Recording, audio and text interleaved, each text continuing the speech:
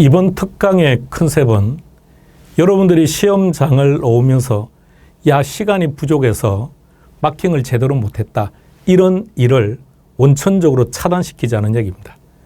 시험장에서 시간은 반드시 남아야 됩니다. 따라서 그러한 시간을 확보하기 위한 것이 이번 특강의 컨셉입니다. 그러므로 이 강의를 진행하는 과정에 왜 그러한 결과가 도출되는지 이유에 대한 설명들은 하지 않습니다. 그래서 키워드를 통해서 직관적으로 정답을 찾는 연습만 하는 거예요. 그러므로 여러분들은 이론 과정을 최소한 1회독 내지는 2회독 정도 학습을 하신 후에 이 특강을 들을 때 이 특강의 효과를 기대할 수 있을 겁니다. 시작하겠습니다. 부동산학 총론이라는 파트에서는 3문제 내지 4문제가 출제가 되는데 그중에서 부동산의 개념은 그냥 항상 한 문제다라고 생각하시기 바랍니다. 최근 10년 기준으로 본다면 부동산 개념은 6번 출제되기는 했습니다. 부동산 개념에서 우리가 정리할 내용은 딱 2가지밖에 없어요. 첫 번째가 복합 개념입니다. 우리가 복합 개념 그럼 어떻게 구분합니까? 유형, 무형. 유형은 다시 기술적인 분야. 무형에는 2가지가 있죠. 경제하고 법률하고. 이런 분류.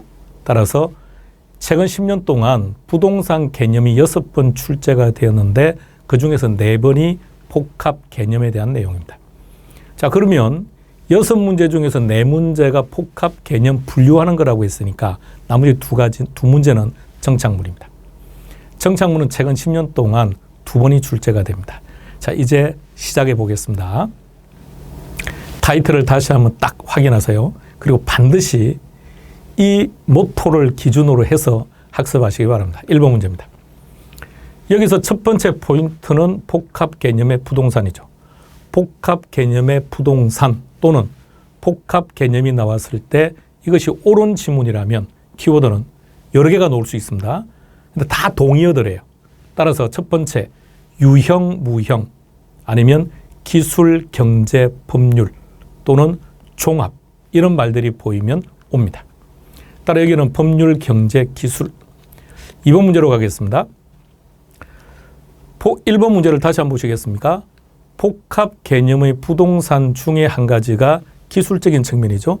그 기술적인 측면과 동일한 표현이 물리적인 측면입니다. 그러면 이런 물리적인 측면이라는 것은 유형적 측면이다. 자, 여기까지 놓고 둘을 묶어서 다시 한번 분류합니다. 복합 개념 그러면 유형, 무형. 유형, 무형. 유형은 다시 기술적 또는 물리적. 무형은 법률, 경제.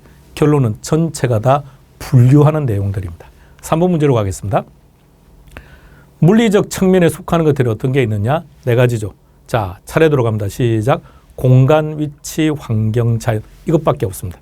그러면 경제나 법률의 종류는 수백 가지니까 이것을 암기하는 게 중요한 것이 아니라 물리적인 측면을 정확하게 정리해 두시기 바랍니다. 4번 문제로 들어가 보겠습니다. 경제적 측면에 속하는 것은 어떤 게 있느냐? 이는 외울 필요가 없는 이유가 용어를 딱 보면 경제적 느낌이 확실하게 느껴집니다. 자산, 자본, 생산 요소, 소비재, 수익성, 수급 조절, 시장 정보 이런 것들입니다. 5번 경제적 개념. 4번과 5번은 동일한 내용이죠. 자본, 자산, 생산 요소, 투자재, 소비재 이런 것들이 경제적 개념. 경제적 개념은 항상 출제는 되지만 우리는 학습할 이유가 전혀 없어요. 왜? 경제 용어라는 것을 아주 간단하게 해결할 수 있으니까요. 6번으로 가겠습니다. 연결해서 보시기 바랍니다. 3번을 볼까요? 3번의 물리적인 측면은 4가지가 있는데 그중에서 공간에서 추가로 우리가 기억해 둘 것은 3차원 공간 또는 입체 공간. 뭐라고 한다고요? 3차원 공간, 입체 공간. 그 종류가 3가지죠. 시작. 지하 공간, 지표 공간, 공중 공간. 우리는 위에서부터 시험은 이렇게 나오지만 우리는 위에서 차례대로 가볼까요? 공중 공간, 수평 공간이라 부르기도 하고 지표 공간, 지하 공간 또는 지중 공간이라고 표현합니다. 7번 이제 법률적 측면으로 돌아온 겁니다. 민법상 부동산 이꼴 협의의 부동산 이꼴 토지와 거정착물. 마치 동의어처럼 기억하세요. 민법상 부동산 이꼴 협의의 부동산 이꼴 토지 및 거정착물. 그러면 정착물의 종류는 어떤 것들이 있느냐? 그래서 지금 나와 있는 뭐 국어, 다년생 등등인데 우리는 정착물을 뭐라고 정의합니까? 부착 계속적. 따라서 정착물이 언급되었을 때는 두 가지만 딱 생각하세요. 첫 번째는 부착, 두 번째는 계속적.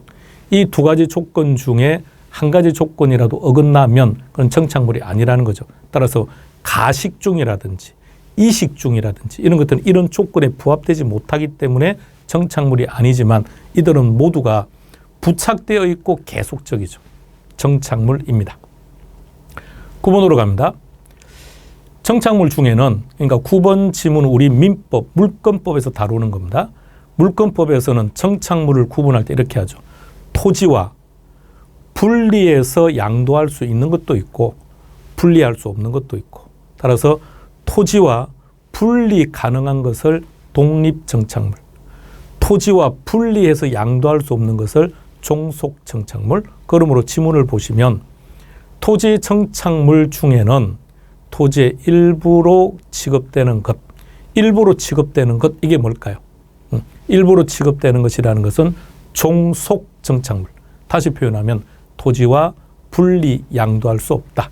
그리고 토지와 독립된 것으로 본다. 이런 독립정착물입니다.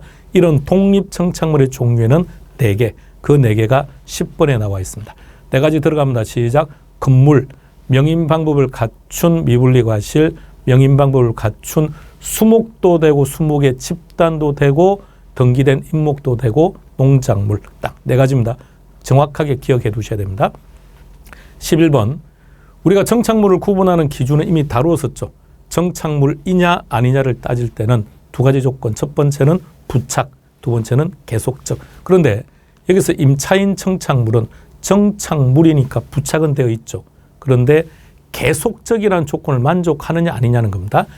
임차인 정착물도 있고 임대인 정착물도 있습니다. 둘 다 부착은 되어 있죠. 근데 임대인 정착물은 계속해서 갈 것이기 때문에 이거는 정착물이고 임차인 정착물은 임대차 기간만 되는 거니까 이는 정착물이 아닌 거죠. 따라서 임차인 정착물은 정착물이 아니기 때문에 동산으로 간주된다. 12번 지문으로 가보겠습니다. 중부동산이죠. 먼저 법률적 측면, 복합 개념에서 법률적 측면은 민법에서 말하는 협의와 광의를 구분하는 건데 실제 광의의 부동산 민법상 개념은 아닙니다. 따라서 법률적 측면은 협의와 광의, 협의의 부동산 이꼴 민법상 부동산 이꼴 토지와 거정착물. 그럼 광의의 부동산은 협의의 부동산 플러스 준부동산. 준부동산은 동산, 부동산, 동산. 부동산이 아니죠. 동산. 단 부동산처럼 이용하기 위해서는 등기를 해야죠. 따라서 공시 방법을 갖춤으로써 넓은 의미의 부동산, 즉 광의의 부동산에 포함된다. 3번으로 가보겠습니다. 준부동산. 준부동산은 동산이다, 부동산이다, 동산이다.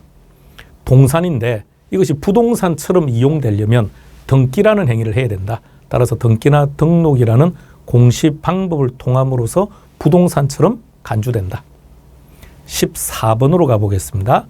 공장재단, 광업재단, 우리는 이들을 준부동산이라고 하는 거죠. 따라서 부동산에 준하여 취급된다. 15번입니다. 부동산의 소유권을 정의할 때 내용적 측면에 따라서 사용할 수 있고 수익할 수 있고 처분할 수 있는 권리가 있다. 그리고 공간적 측면으로 본다면 우리가 토지를 샀다는 얘기는 그 토지를 중심으로 지상 지하를 다 이용할 수 있으니까 이게 3차원 공간이죠. 그래서 우리 민법에서도 3차원 공간을 인정하고 있습니다. 정당한 이익이 있는 범위 내에서 토지의 상하에 미친다. 결론 민법도 3차원 공간을 인정한다는 겁니다. 부동산의 개념은 여기까지만 정리하시면 한 문제를 해결할 수 있습니다. 계속해서 반복하셔야 됩니다. 단, 그 반복이라고 하는 개념을 강의를 시작할 때 부가적인 설명은 안 합니다라고 말씀은 드렸지만 파트 진행하는 과정에 조금 더 부가적인 설명을 하기는 했습니다. 그러나 여러분들은 그런 부가적인 학습을 하시면 안 돼요. 그러니까 직관적으로 이 단어가 있으면 얘가 나와야 돼. 이 단어가 있으면 얘가 나와 있어야 돼. 이렇게 좀 더 빠르게 형제, 자매 이렇게 나와야죠. 그죠? 남녀, 노소 이렇게. 남녀가 나왔는데 그다음 뭐가 나올까? 뭘 고민하고 있습니까? 노소가 나오지. 자, 이렇게 좀 더 직관적으로 정답을 찾는. 콜라가 나오면 사이다가 나오는 거고. 그죠? 자, 이렇게 좀 더 우리가 직관적으로 정답을 찾는 연습을 부지런하게 하시면 시간이 부족해서 결과가 안 좋았습니다. 이런 얘기는 절대 나오지 않습니다.